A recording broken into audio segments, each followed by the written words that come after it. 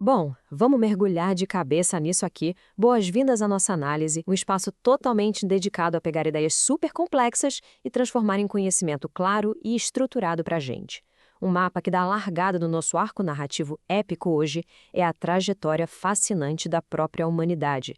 A gente vai desde os primeiros momentos lá atrás, em que os nossos ancestrais olharam para as estrelas tentando entender o universo, até chegar na construção e na análise daquelas teias sociais super complexas em que a gente vive hoje. É uma jornada incrível que começa na mente dos antigos filósofos e deságua direto nas engrenagens da sociologia moderna. Vamos acompanhar juntos como o pensamento humano evoluiu dessa busca pela origem de tudo para a compreensão de quem nós somos enquanto coletividade. Isso nos traz para a pergunta que serve de ponto de partida. Qual é, afinal de contas, a diferença entre acreditar num mito e conhecer a verdade? Durante milênios, a resposta para qualquer fenômeno natural era muito simples. Os deuses quiseram assim e pronto. Mas, em um determinado momento da nossa história, rolou uma faísca. A mente humana passou por uma transição monumental. A gente deixou de depender exclusivamente daquelas histórias sobrenaturais e narrativas inquestionáveis e passamos a exigir algo totalmente revolucionário: a investigação racional. Como essa mudança de chave aconteceu e o que ela desencadeou no mundo é exatamente o que nós vamos desvendar agora.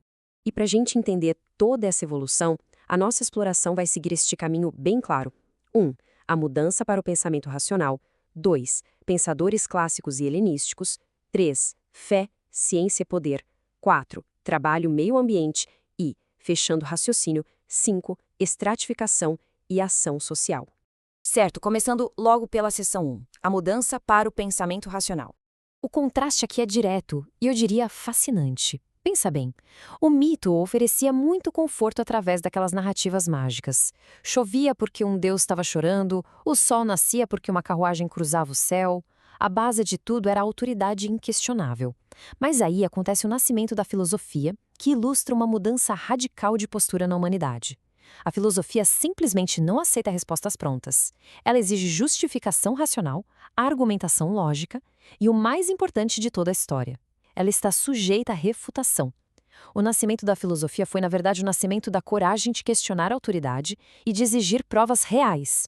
E imagina só quem foram os pioneiros até essa coragem: os famosos filósofos pré-socráticos. A obsessão dessa galera era uma só: encontrar a arché, ou seja, o princípio fundamental e único de todo o cosmos natural. E olha só como o pensamento evolui rápido. Tales de Mileto olhou para a natureza e concluiu que tudo vinha da água. Logo em seguida, o Anaximandro propôs algo bem mais abstrato: o apeiron, uma substância infinita e indeterminada. Aí o Anaxímenes voltou para algo mais palpável, argumentando que a base de tudo era o ar. Até que, lá no século V a.C., Leucipo e Demócrito deram um salto intelectual absurdo, propondo que a realidade é formada por pequenas partículas indivisíveis, os átomos. Gente, é fascinante pensar que essa ideia surgiu apenas na base da observação e do raciocínio lógico, séculos antes de qualquer microscópio existir. Aí o foco dá uma guinada drástica. A gente sai da natureza do cosmos e entra na natureza do ser humano. E o Sócrates é a figura central dessa virada. Naquela época, os chamados sofistas ensinavam que a verdade era relativa, que o importante mesmo era o consenso e a arte da persuasão. O Sócrates bateu de frente com isso. Para ele, o objetivo não era o consenso, era a verdade absoluta.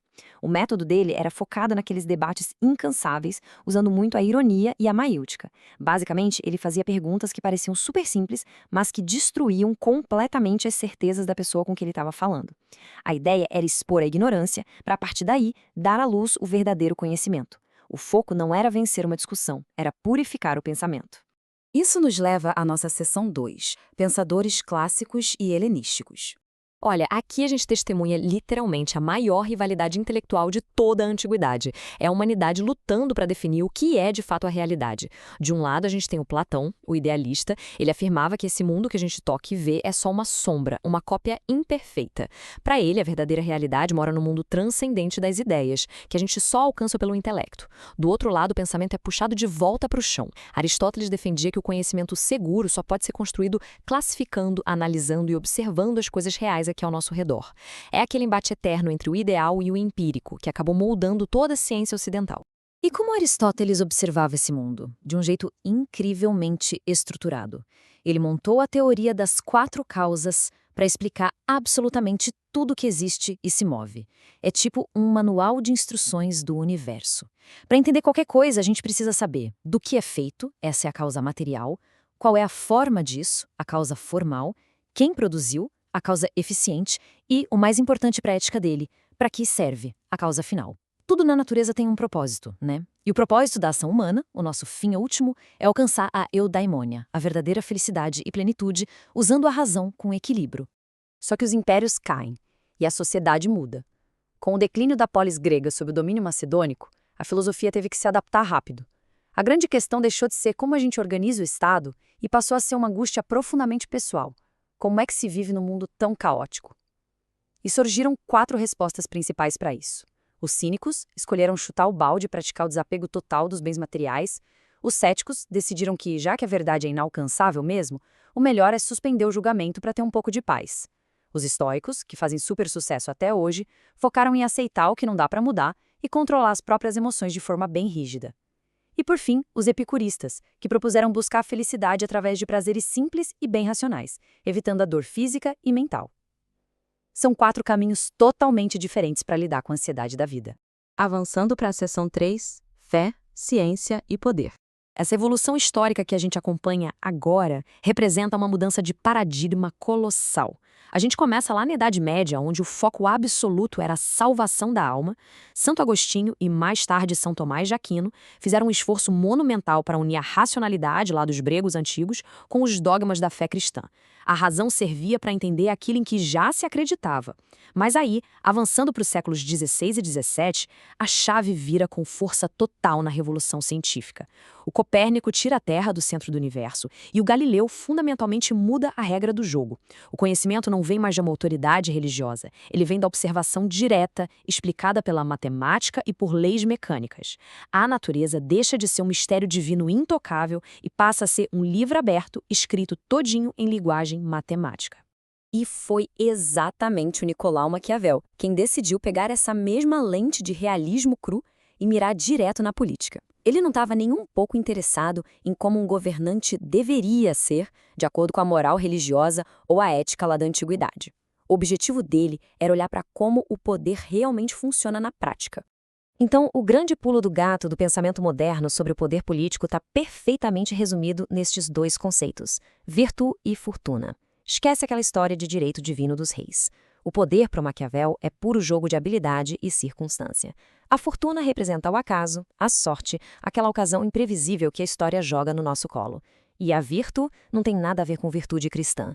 É a astúcia, a garra, aquela energia implacável que o líder precisa ter para domar a fortuna e manter o Estado estável. É o pragmatismo político na sua forma mais pura. Agora, pensem um pouco nessa metáfora visual. Até aqui, a nossa jornada focou muito no intelecto, no indivíduo, na natureza e no poder. Mas e quando a gente olha para a multidão? Acontece aqui uma virada gigante, a nossa transição da filosofia para a sociologia. A gente deixa de focar na mente individual para analisar o comportamento de todo um coletivo complexo. Como é que essas engrenagens humanas, essas pecinhas de quebra-cabeça, se encaixam e funcionam juntas numa escala tão grande? E assim a gente entra na seção 4, trabalho e meio ambiente. Historicamente, o trabalho transformou drasticamente a nossa natureza, e isso bateu no teto lá com a Revolução Industrial. Mas claro que isso gerou um desequilíbrio profundo, né? Essa citação super poderosa do Lester Brown resume muito bem o nosso dilema contemporâneo. Essa busca incessante por mais produção e riqueza nos trouxe a um ponto onde é vital debater a sustentabilidade. A sociologia ambiental olha para tudo isso e aponta que as nossas relações de trabalho e consumo precisam ter consciência ética urgente. Senão, essa nossa engrenagem social vai acabar destruindo a própria base natural que mantém todo mundo vivo. E por falar em trabalho, entender a história da sociologia é basicamente mapear como a gente se organizou para produzir ao longo do tempo. A gente pode traçar as eras da sobrevivência humana pelas nossas formas de produção. Lá na pré-história, a gente tinha um modo comunal, sem propriedade privada nenhuma. Depois, vieram modos super marcados pela coerção. A servidão aos governantes lá na Antiguidade Oriental, o modo escravista brutal que ergueu a Grécia e Roma clássicas, ou as relações entre senhores e servos na Idade Média feudal. Até que a gente chega à Era Moderna, onde a força de trabalho passa a ser vendida em troca de um salário. Compreender essas mudanças é absolutamente crucial, porque a forma como uma sociedade produz dita exatamente como as pessoas se relacionam no dia a dia, quem tem os privilégios e quem é marginalizado. E chegamos à seção 5, nossa reta final, estratificação e ação social. Em toda a história documentada, as sociedades nunca são planas, tá? Elas formam camadas ou hierarquias super claras, o que a sociologia chama de estratificação social. E aqui a gente vê os 3 sistemas primários.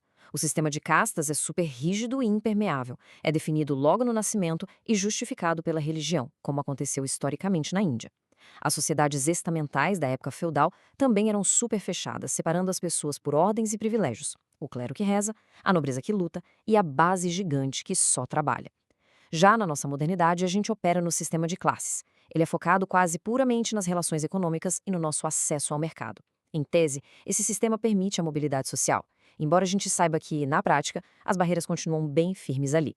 Mas como a gente explica essa desigualdade de classes na era moderna? Temos 2 lentes analíticas fundamentais disputando espaço aqui. De um lado, o Karl Marx argumenta de forma super incisiva que as classes sociais são definidas estritamente pela economia. Quem é dono dos meios de produção está lá no topo. Quem só tem a própria força de trabalho para vender está na base. É uma visão focada totalmente no conflito material. Do outro lado, o Max Weber já traz uma perspectiva mais multifacetada. Para ele, a desigualdade não é só uma questão de dinheiro. É uma combinação entre posição econômica, status, prestígio social e honra. São 2 formas bem distintas, mas poderosas, de diagnosticar as fraturas da nossa sociedade capitalista.